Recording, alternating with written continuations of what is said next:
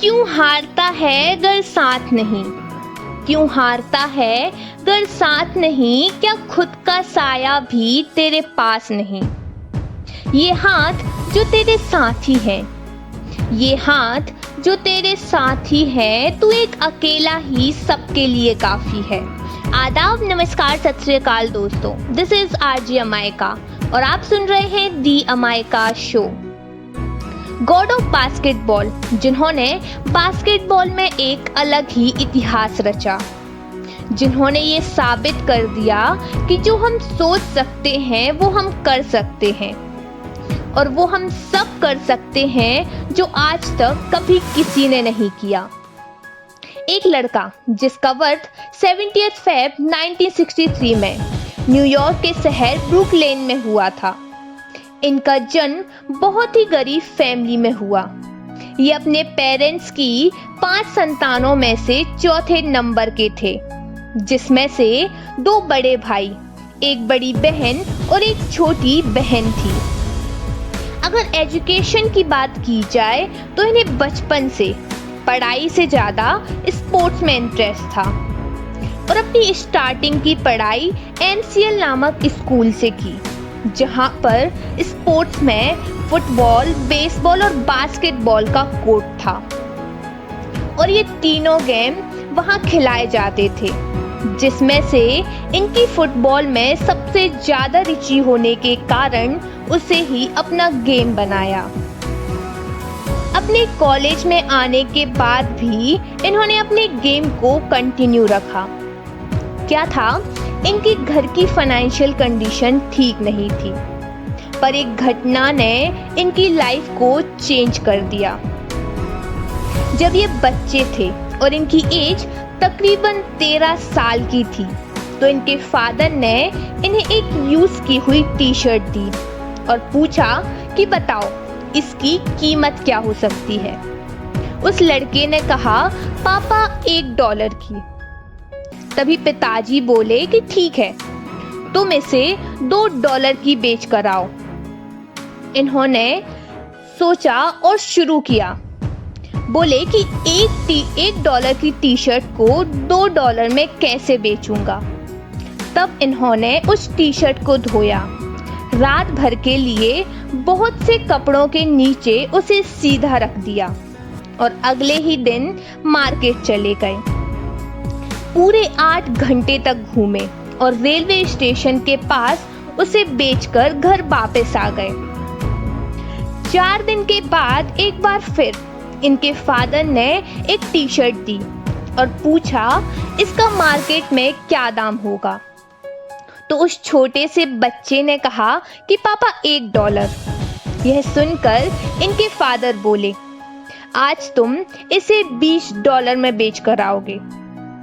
और इन्होंने फिर सोचना स्टार्ट कर दिया कि कैसे होगा मैं इस $1 की टी-शर्ट को $20 में कैसे बेचूंगा। तभी इन्हें दोस्त के साथ मिलकर एक प्लान बनाया। इन्होंने एक प्यारा सा मिक्की माउस का स्टिकर लिया और कैसे भी करके उसे टी-शर्ट पर पेस्ट कर दिया। अगली सुबह फिर उठकर ये टी-शर्ट बेचने चले गए, लेकिन इस बार ऐसी स्कूल के सामने जाकर खड़े हुए जहां रईस इंसानों के बच्चे पढ़ते थे और वहां खड़े होकर बोले कि ये मिक्की माउस की टी-शर्ट सिर्फ $20 की है, जिसे भी लेना हो आकर सिर्फ $20 में ले जाए।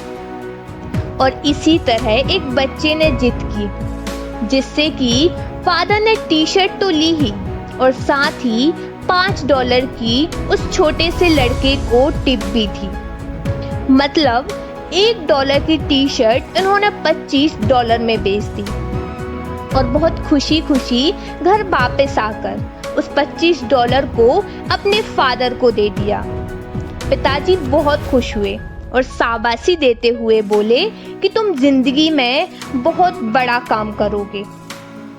पर अभी कुछ ही दिन बीते थे कि एक बार फिर इनके फादर ने इन्हें बुलाया और पूछा ये टी-शर्ट मार्केट में कितने की बिकेगी। फिर से वही आंसर था, पापा $1 की। फिर इनके फादर ने पूछा कि पिछली बार कितने की बेच कर आए थे, तो इन्होंने बोला कि $20 की, पर इस बार तुम्हें ये $200 की बेचना है। और एक बार फिर इन्होंने ये नहीं बोला कि कैसे होगा, बल्कि ये सोचने लगे कि $200 की मैं कैसे बेच सकता हूँ।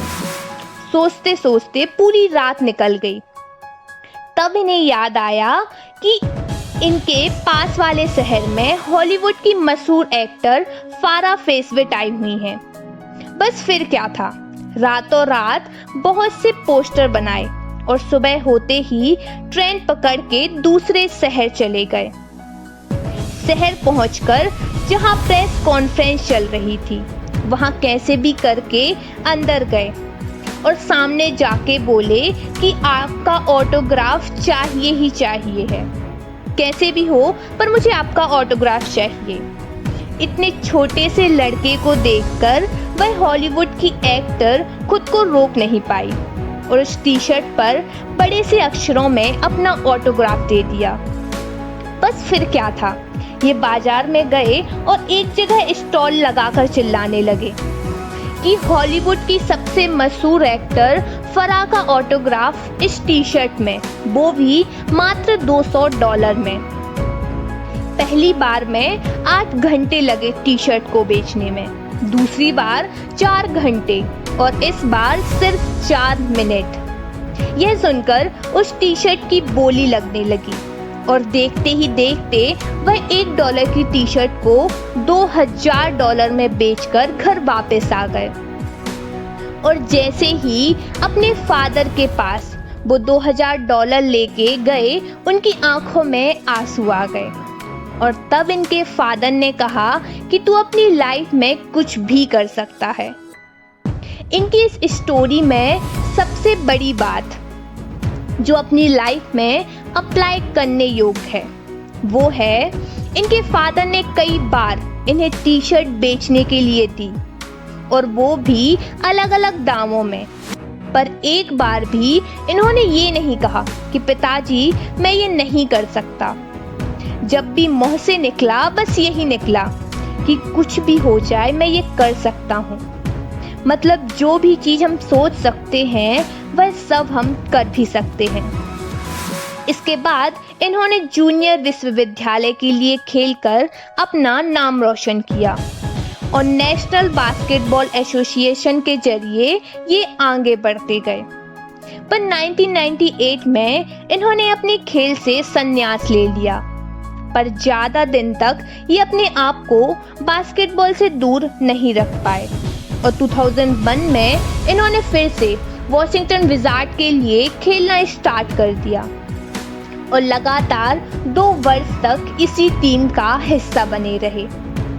और आगे चलकर 2003 में इन्होंने अपने खेल से परमानेंटली संन्यास ले लिया।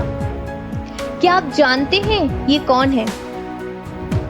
बास्केटबॉल के भगवान कहे जाने वाले, जिन्होंने दुनिया भर में बास्केटबॉल के एक से एक रिकॉर्ड तोड़ दिए, वो हैं the one and only Michael Jordan. ये यूएसए के एक फॉर्मल बास्केटबॉल प्लेयर थे, जिन्होंने अपनी एक अलग ही पहचान बनाई है। इसी के साथ मैं आपसे अलविदा लेती हूँ। खुश रहिए, अपना ख्याल रखिए और फिर मिलती हूँ किसी नेक्स्ट स्टोरी के साथ, क्योंकि जब कुछ ना हो छुपाने को तो बहुत कुछ होता है दुनिया को दिखाने को। शुक्रिया।